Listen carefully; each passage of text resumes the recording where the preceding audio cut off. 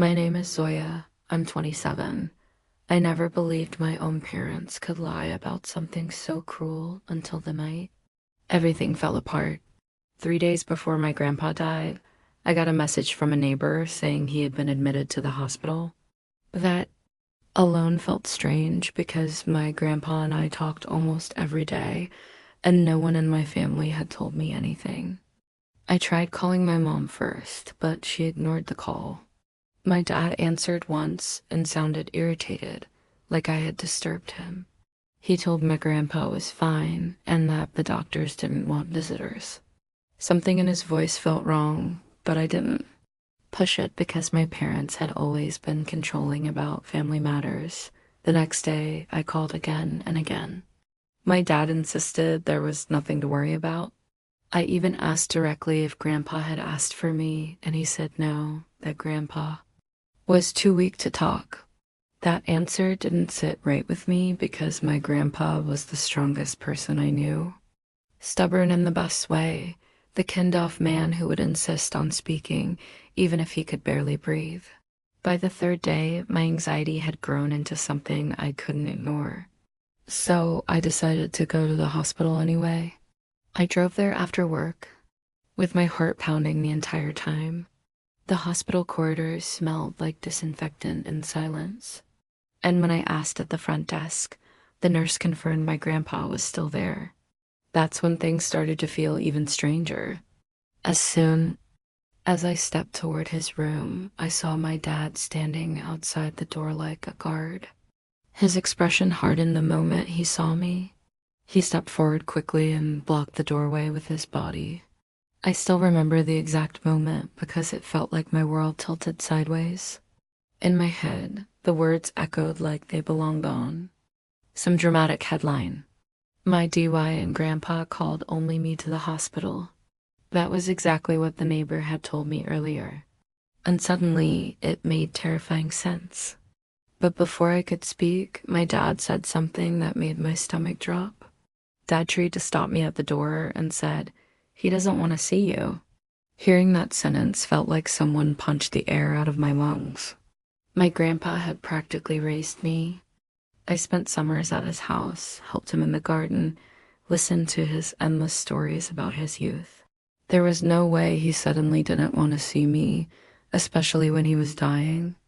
I tried to move past my dad, but he stepped closer and lowered his voice, telling me to go home and stop causing drama.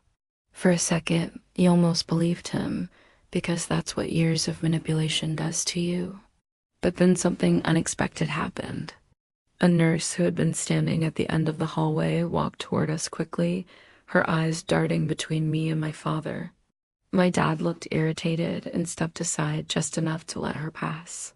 As she reached me, she gently grabbed my arm and pulled me a few steps away from him toward a quiet side corridor. My heart was racing so fast I could barely think. Then she leaned closer and whispered something that shattered everything my father had just said. The moment replayed in my mind exactly like bold text flashing across the screen. A nurse pulled me through a side entrance, whispered, "He has been asking for you for 3 days, but your father blocked every call."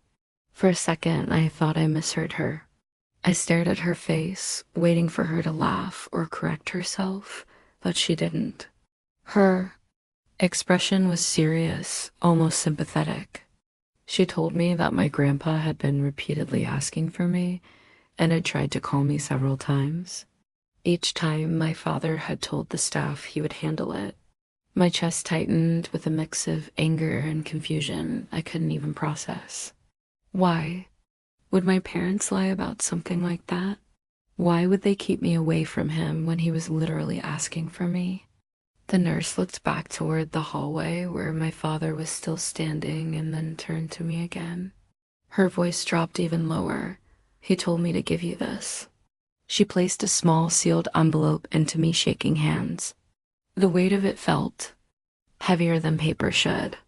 My heart pounded so loudly it echoed in my ears as I stared down at it, realizing that whatever was inside might explain everything my parents had tried so hard to hide.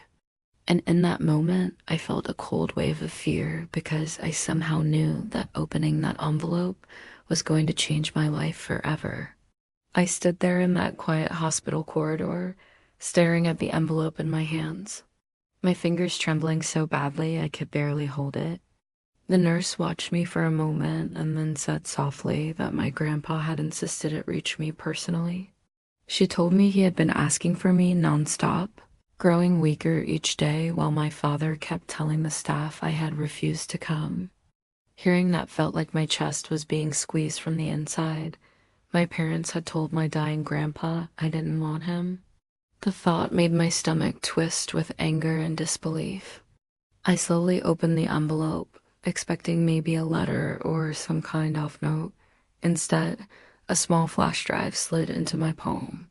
The nurse explained quietly that my grandpa had recorded something on his phone and asked her to copy it because he was afraid it might disappear.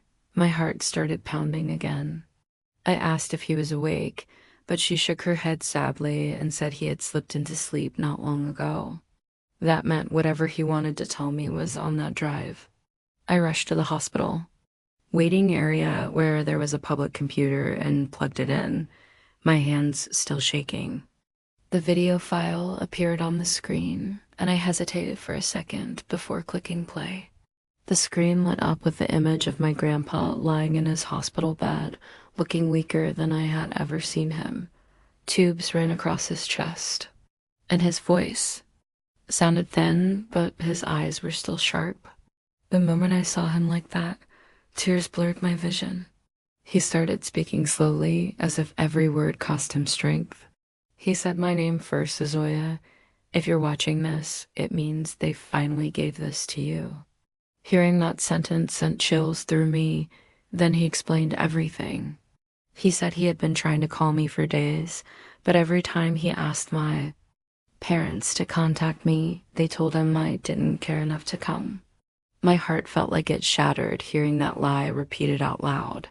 He paused to breathe and then continued saying he knew that wasn't true because I had always been the one who showed up when he needed someone.